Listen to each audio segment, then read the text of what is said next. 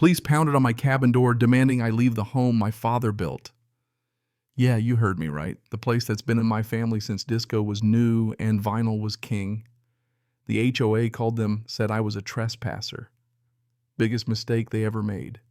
This land was never in their precious HOA, not for one single day. And that's how my so-called peaceful week back at the lake started, not with birdsong or a quiet sunrise, but with red and blue lights bouncing off my porch like the 4th of July, and I hadn't even made coffee yet. The pounding rattled the whole place, made my dad's old hinges groan like they were just as tired of all this as I was. I dragged myself from bed, heart pounding so hard I thought it'd break through my ribs, and peeked through the curtain. 2 squad cars blocking my gravel drive headlights, sweeping the old Pines engines, idling steady like wolves sniffing the air for trouble. And there she was, Rebecca Carter, HOA president, arms folded behind the cops, grinning like she'd finally cornered the last piece on the board. Police step outside, the deputy yelled. His flashlight cut through the night, pinned me right there in my own doorway. So I stepped out barefoot, porch boards creaking, and the first thing I hear is, "Sir, you're unlawfully occupying this property. The Homeowners Association reported you." I just laughed. Couldn't help it. A sharp, disbelieving sound, because this land has my name carved into its bones. My dad built this place with his own hands. I'm trespassing on my own home. Rebecca stepped closer, waving a folder like it was a badge. The lakefront is under HOA jurisdiction. He's violating community regulations. We've issued notices. The deputies looked at each other, doubt all over their faces, because if you could have seen the place, you'd know this cabin isn't just old, it's history, not some cookie-cutter HOA fantasy. I leaned on the rail, held up yesterday's mail. See this county utilities? Not in your HOA, never has been. The older deputy read it carefully. Rebecca's jaw clenched and she jabbed her finger at the lake. Community water access supersedes private claims. He's endangering shared resources. That's when I pulled out my phone and let the red record light glow. If you're going to call the cops on me in my own house, then you're going to do it on camera. The deputies exchanged a look. One cleared his throat. We'll verify jurisdiction with the county before we take further action. And just like that, the whole vibe shifted. Rebecca's smile faltered. The cops backed their cruisers down the drive and the blue and red lights faded away. But she didn't leave. She just stood there, eyes locked on me, silent and furious. The message was clear, this wasn't over. After she finally retreated, the quiet came back, just crickets and the soft lap of the lake. I stood out there a long time thinking about my dad, remembering the mornings he'd sit on the dock with coffee watching the loons. I'd only been back a week, but already I was in a battle with an HOA I never joined. Coming back here felt like stepping inside a memory cabin, small by today's standards. Rough-hewn logs, sun-darkened beams, the whole place a time capsule. Dad built it in the 70s, long before Heron Creek Estates HOA showed up across the water. The porch faced the same cove where Dad's aluminum rowboat used to wait, and every board and bolt seemed to hold a story. It's not just wood and nails, it's legacy. I hadn't lived here full-time in years.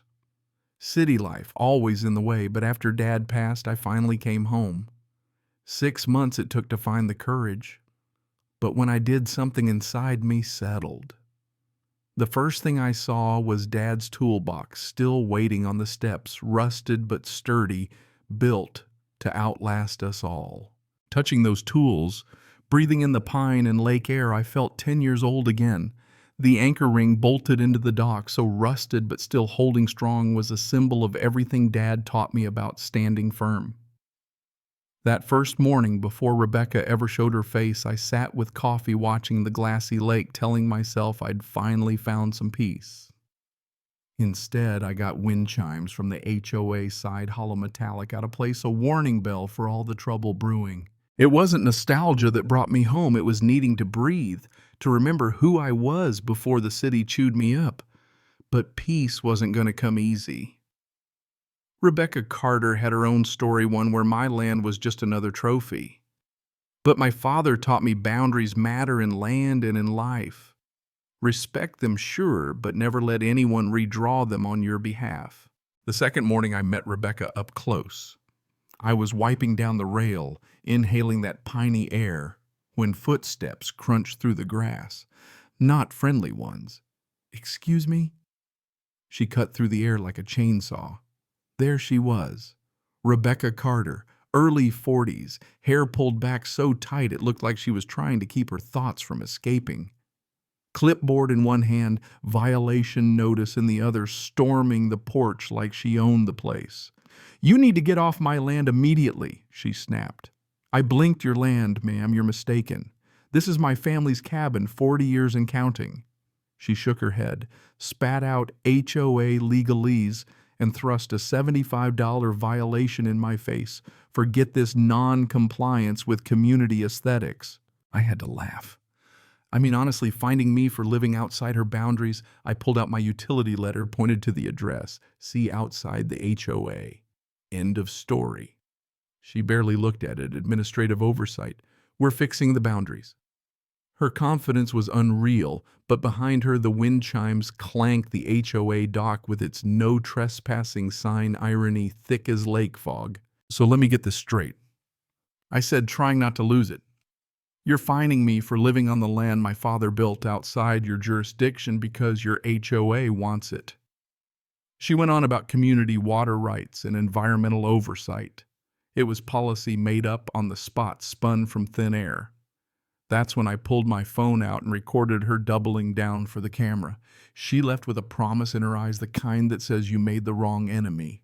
3 days later, just after dawn, I heard metal clanking on the dock. 3 guys in vests were bolting a black barrier across the cove, fastening it to my dad's old anchor ring. "HOA order, environmental safety," one muttered. "On my dock, private property. Get it off." They shrugged, tightened bolts. That anchor wasn't just steel, it was part of our story, summers of fishing and building, and I wasn't letting it become a pawn in her game. So I grabbed Dad's old bolt cutters, heavy and rusted, marched down and snapped that steel line like it was nothing. The workers backed off. Then Rebecca appeared, fire in her eyes.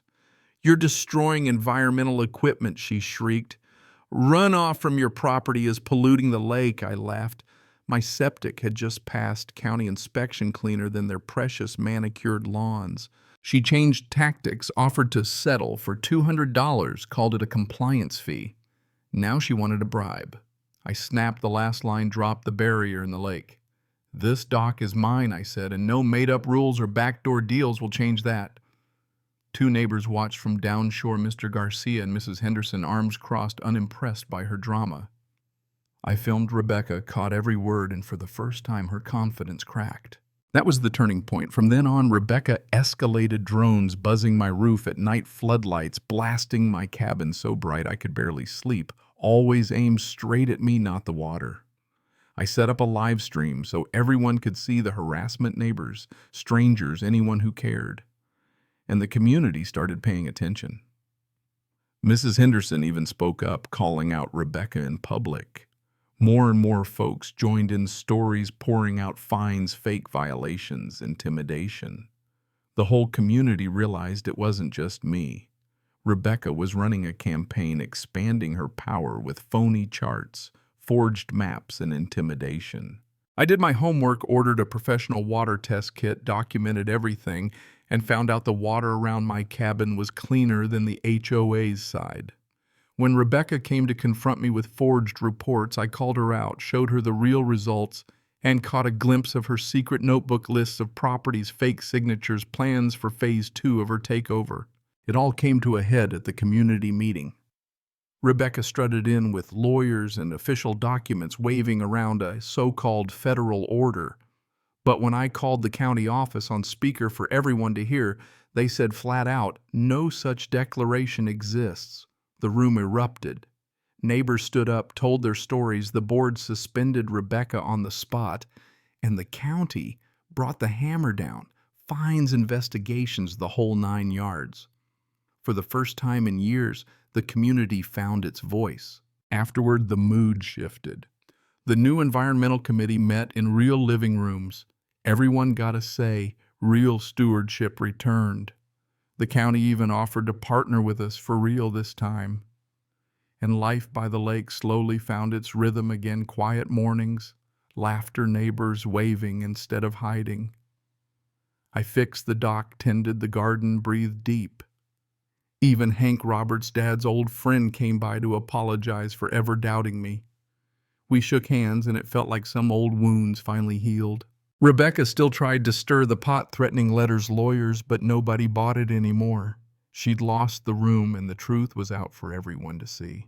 The biggest lesson I learned: you can't let someone rewrite your story.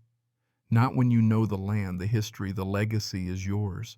Sometimes you gotta shine a light, take a stand, and trust that your neighbors will do the same when the time comes.